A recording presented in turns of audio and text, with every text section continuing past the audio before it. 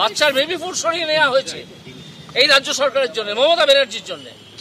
তাকে বলেছিলাম আপনি রাজনীতির ঊর্ধ্বে উঠে একটু কাজ করুন, তিনি করতে পারেননি। মমতা ব্যানার্জি কি ভেবেছেন কি?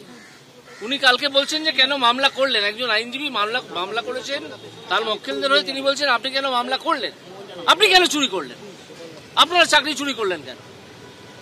পশ্চিমবঙ্গের শিক্ষা ব্যবস্থা তো ধ্বংস করেছেন আপনারা।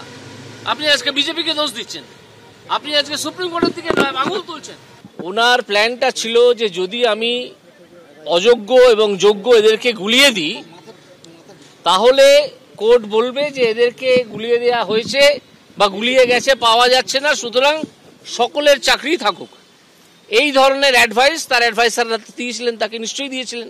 তারপর যখন দেখলেন যে আদালত উল্টো সুরে গাইল যে তাহলে ঢাকি শুদ্ধ বিসর্জন, তখন উনি সুপ্রিম কোর্টে গিয়ে একটা স্টে অর্ডার নিলেন। নিয়ে তিনি নিজেকে বলেন আমি আইনজীবী, তিনি ঘোড়ার ডিমের আইনজীবী। তিনি জানেন না যে স্টে অর্ডার একটা ইন্টারিম অর্ডার, অন্তর্বর্তী আদেশ, যার প্রকৃত ফাইনাল বিচার, ফাইনাল ট্রায়ালটা, ফাইনাল হিয়ারিংটা হয় পরবর্তীকালে।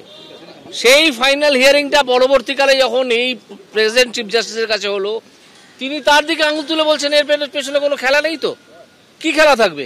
অনশন টনশন নয়, এবার সেই 67 সালের আন্দোলন দেখতে পাবেন। অনশন কি? হাতে মোমবাতি নিয়ে নাকামি।